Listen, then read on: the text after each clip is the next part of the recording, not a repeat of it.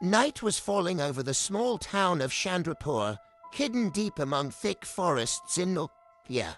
During the day, the town looked ordinary. Narrow streets, small shops with faded signs, old houses with cracked walls and rusted gates.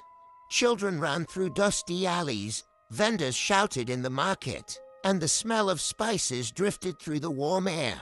But when night came, everything changed. Doors were locked earlier than in any other town. Windows were covered with heavy wooden shutters. Oil lamps were extinguished one by one until the streets were swallowed by darkness. Even the dogs stopped barking after midnight. The people of Chandrapur knew something the outside world did not. They knew the curse. No traveler who stayed long enough ever forgot the strange silence that settled over the town after dark. It was not the peaceful silence of sleep. It was the kind of silence that felt like the whole world was holding its breath. And it had begun centuries ago, long before Chandrapur became a town. There was only a small village standing near a forgotten temple buried in jungle vines. The temple was older than any building people could remember. Its stones were blackened by time, its carvings worn by centuries of rain.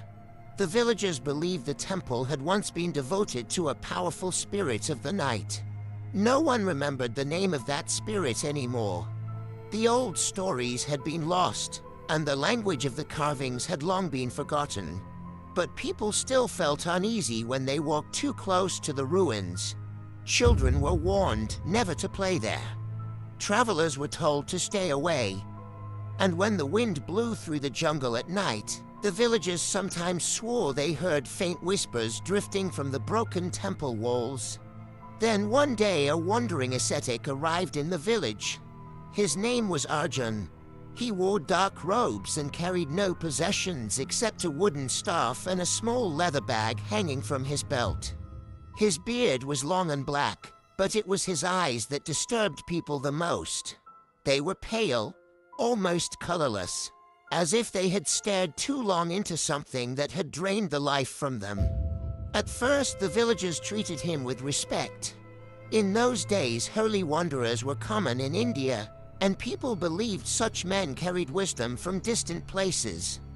The elders offered him food and a place to sleep, but Arjun asked for only one thing. He wanted to live in the abandoned temple. The elders immediately refused. "Spirits sleep in those stones," they told him. "Leave them sleeping." But Arjun only smiled faintly. "The spirits already know me," he said quietly. And that night he walked into the jungle and moved into the temple. For many months nothing happened. Arjun lived alone among the crumbling pillars and broken statues. Sometimes villagers saw strange lights flickering deep in the jungle after midnight.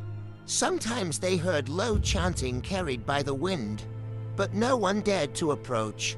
Then the nightmares began.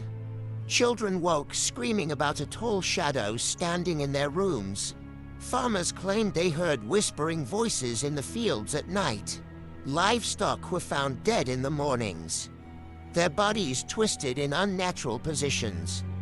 Some villagers began leaving small offerings of rice and flowers near the jungle path, hoping to calm whatever spirits had awakened.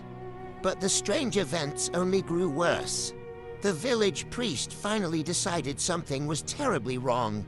One evening, as the sun began to sink behind the trees, he gathered a group of men and they walked toward the temple. The jungle was strangely quiet that evening. No birds, no insects. Even the wind seemed to have stopped. When they reached the temple courtyard, they froze. Symbols had been carved into the stone floor. Deep circles, strange shapes, lines crossing each other like a giant web. And in the center of the temple sat Arjun. He was chanting in a low voice. Before him burned a flame. But it was not orange, not yellow. It was black. A flame that seemed to swallow the light around it instead of giving light. The priest shouted for him to stop. The chanting continued for a few seconds longer. Then Arjun slowly opened his eyes. The men later said that those eyes were no longer human. "They are coming," Arjun whispered. "Who?" the priest demanded. "The ones who listen when the world is silent." The priest ordered the men to destroy the ritual. They rushed forward. One kicked over the black flame. Another smashed the carved symbols with a hammer. Someone grabbed Arjun and pulled him away from the circle. Arjun did not fight. He simply began to laugh. A long, hollow laugh that echoed through the empty halls of the temple. "You have broken the gate," he said, but it was already open. The villagers drove him out that night. Some wanted to kill him, but the priest refused. "Let him leave," the priest said. "If we spill blood here, the darkness will only grow stronger." Arjun disappeared into the jungle. No one ever saw him again, but the curse had already begun. The first death happened 3 nights later. A young man named Ravi was found wandering the streets just before dawn. His clothes were torn, his eyes wide with terror. When the villagers tried to speak to him, he could only repeat one sentence. "He is standing outside the window." They searched his house. No one was there. Ravi died that afternoon, not from wounds, not from illness. His heart simply stopped. After that, the deaths continued. Always the same pattern. Someone would wake in the middle of the night and see a tall, dark figure standing just beyond the window or doorway. The figure never entered the house. It only watched, silent, motionless. Those who saw it never survived more than 3 days. Panic spread through the village. Some families fled into distant towns. Others prayed endlessly in the temple ruins. But the shadow kept appearing. Years passed. The village slowly grew into a small town. New houses were built. Roads were paved. Electric lights replaced oil lamps. The old temple collapsed and became a ruin swallowed by the forest. Yet the curse never left. Every few years, someone in Chandrapur would wake in the middle of the night and see the same figure watching from outside. And then they would begin to hear the whisper, a soft voice calling their name from the darkness. Those who tried to ignore it failed. Those who tried to run failed, because the shadow did not chase its victims. It waited, always outside the window, closer each night, until finally it was standing inside the room. In modern times, many people dismiss the story as superstition, until the night Daniel Mercer arrived. Daniel was a journalist from the United Kingdom who traveled through rural India writing about forgotten legends and mysterious places. His articles were popular because he always tried to explain myths with logic. When he heard rumors of Chandrapur's curse, he immediately became interested.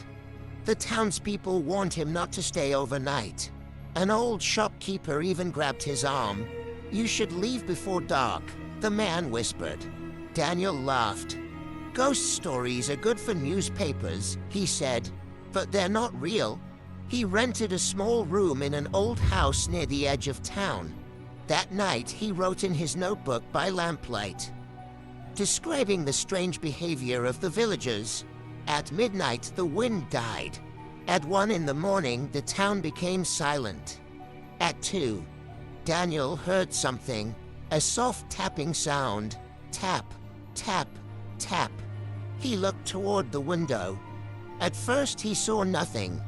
Then the clouds moved away from the moon, and Daniel felt the blood drain from his face, because outside the window, someone was standing there, tall, thin, perfectly still, the face hidden in shadow.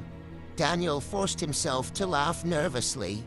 "Very funny," he said, assuming someone was playing a trick. The figure did not move. Daniel stood and walked slowly toward the window. The tapping stopped. For several seconds, he stared into the darkness. Then the figure slowly lifted its head. Daniel felt his stomach twist. Moonlight touched the face, but there was no face. Only darkness where a face should be.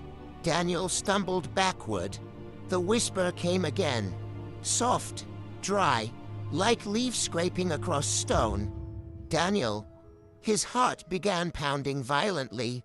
"How do you know my name?" he whispered. The figure stepped closer, and Daniel suddenly realized something even more terrifying. The shadow was no longer outside the window. It was standing inside the room, right beside the bed. The whisper came again. Closer, colder. "Daniel." The lamp suddenly went out. Darkness filled the room, and the town of Chandrapur, as always, remained silent, because the people there already knew what would happen next. They had seen the shadow before, and they knew one terrible truth. Once the curse sees you, it never leaves. I Crescent Moon.